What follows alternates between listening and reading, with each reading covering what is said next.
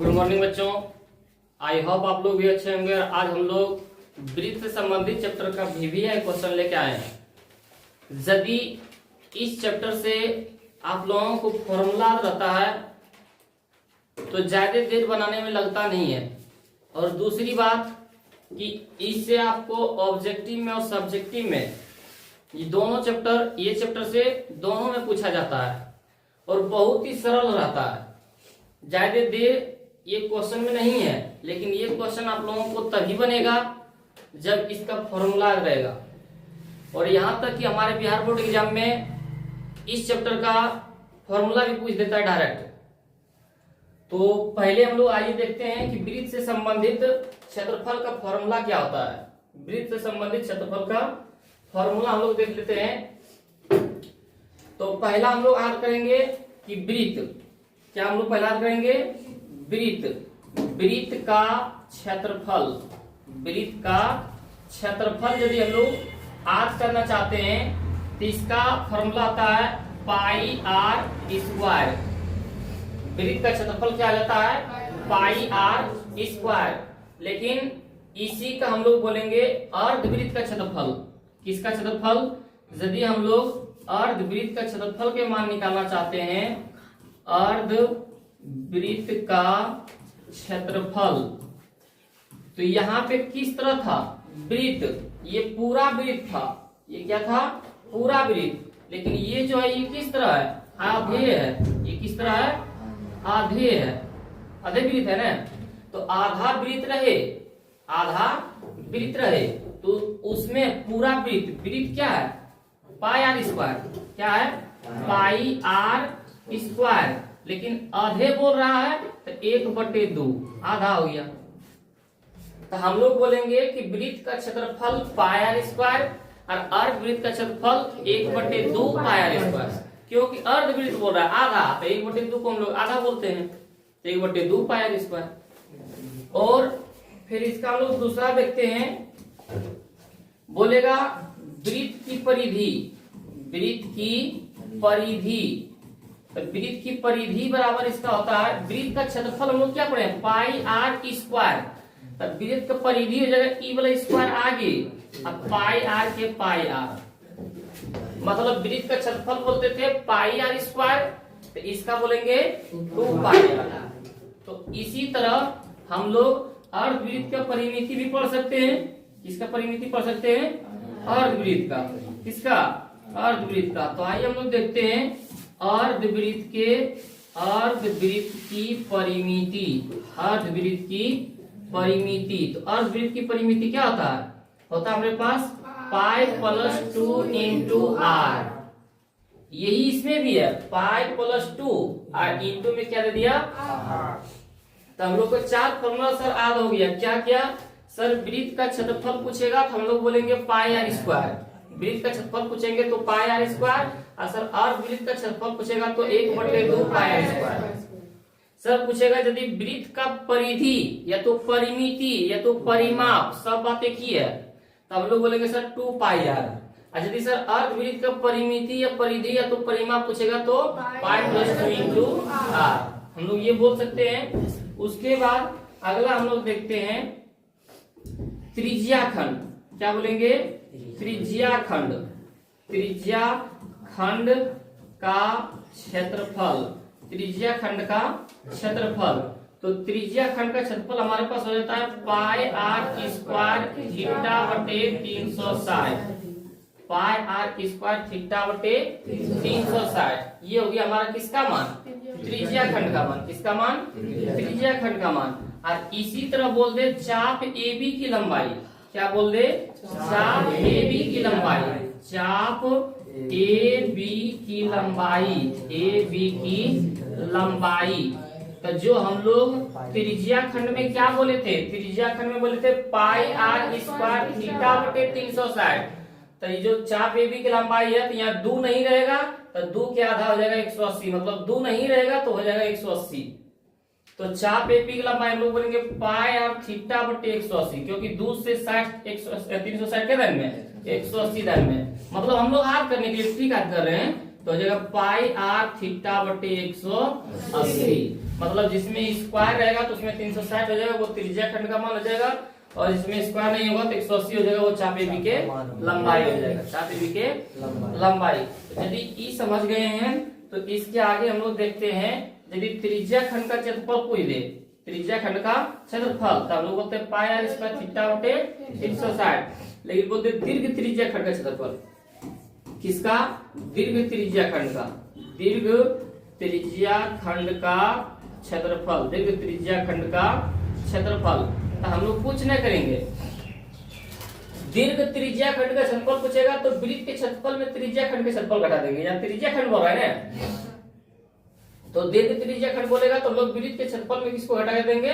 त्रिज्या खंड का क्षेत्रफल। तो लिखेंगे वृत्त का क्षेत्रफल, वृत्त का क्षेत्रफल माइनस में त्रिज्या खंड का क्षेत्रफल, त्रिज्या खंड का क्षेत्रफल, ये हम लोग लिख सकते हैं।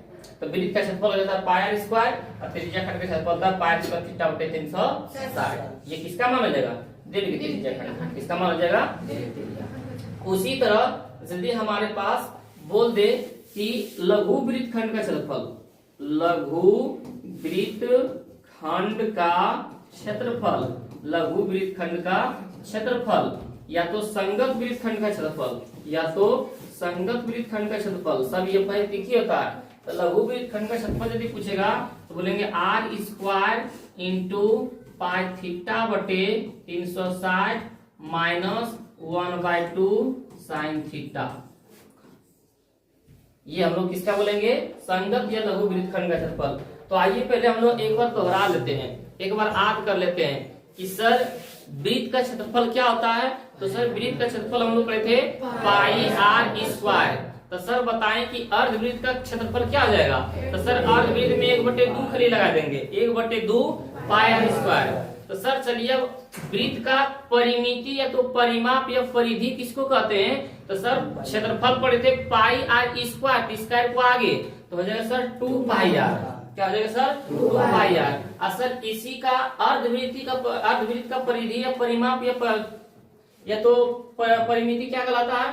तो सर इंटू पाई प्लस 2 को जोड़ देंगे, इंटू में आर रखेंगे, pi plus 2 into r. Sir ये 4 को आर हो गया।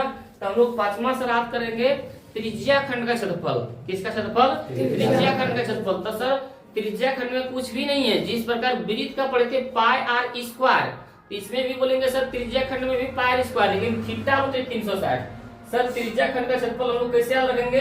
तो वृत्त के क्षेत्रफल में थीटा गुणा कर देंगे, भागा 360 कर देंगे, तब पाई आर स्क्वायर थीटा बटे 360 हो जाएगा सर। सर इसी के आधार पर चाप AB की लंबाई भी याद किए थे, तो स्क्वायर नहीं बोलेंगे तो सर 180 होगा, तो पाई आर थीटा बटे 180।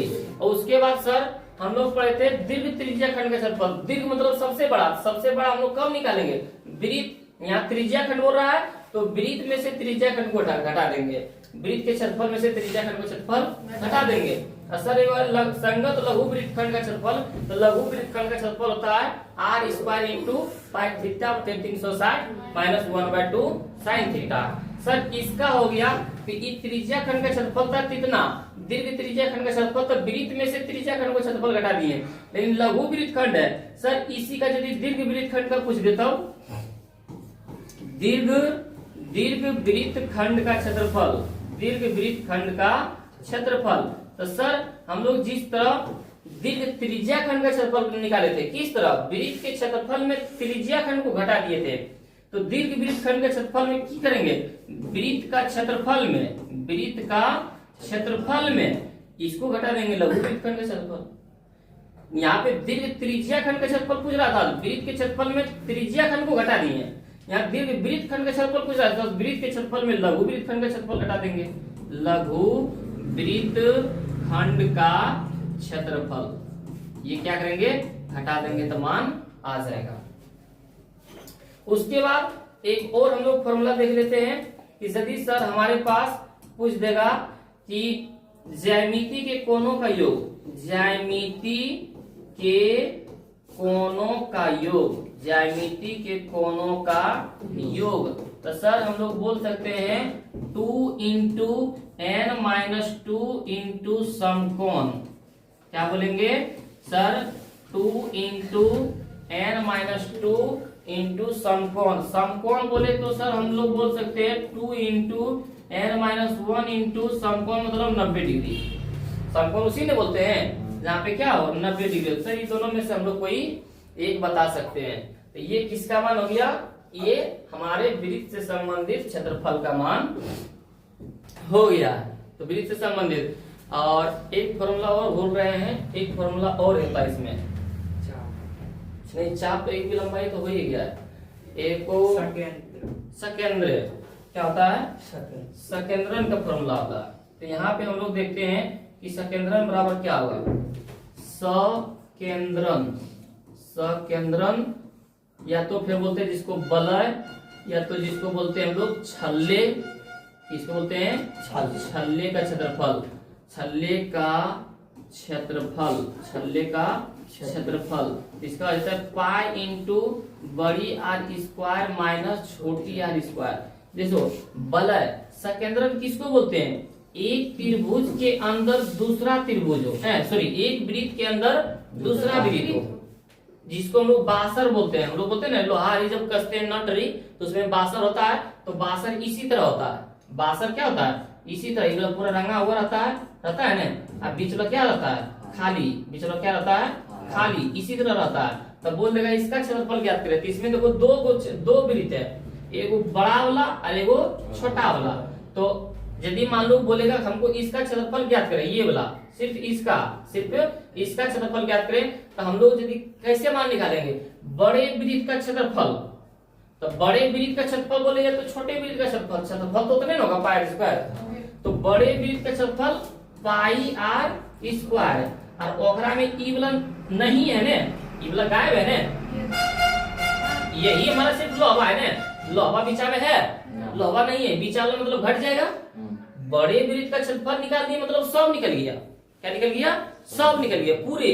लेकिन बीचा में लोहा है इतना भर, तो इसका भी क्षेत्रफल घटा देंगे। इसका क्षेत्रफल क्या करेंगे, तो छोटे वृत्त का क्षेत्रफल भी उतने हो जाएगा पाई आर स्क्वायर। अब मान लीजिए कि यहाँ पे दिया रहता, यहाँ पे हमारे पास दिया रहता कि बड़े वृत्त की त्रिज्या 5 और छोटे वृत्त की त्रिज्या 2।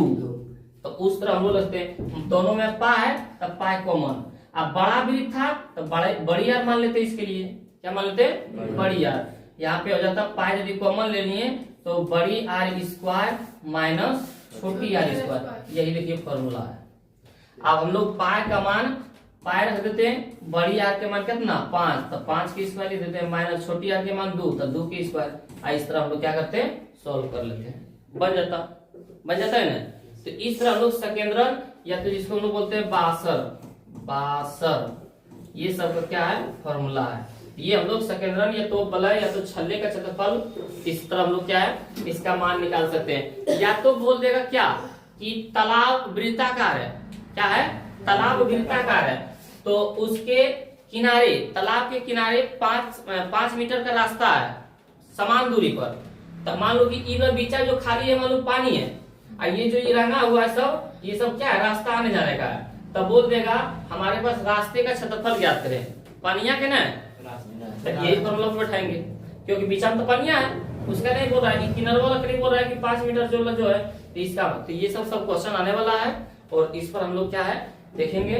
तो आप लोग एक बार इसका स्क्रीनशॉट लेना चाहते हैं तो फॉर्मूला का स्क्रीनशॉट ले लीजिए और हम लोग पढ़ते हैं फिर क्वेश्चन की ओर और देखते हैं हमारे पास क्वेश्चन क्या है और हम लोग बनाते जाते हैं। तो आइए हम लोग क्वेश्चन को देखते हैं।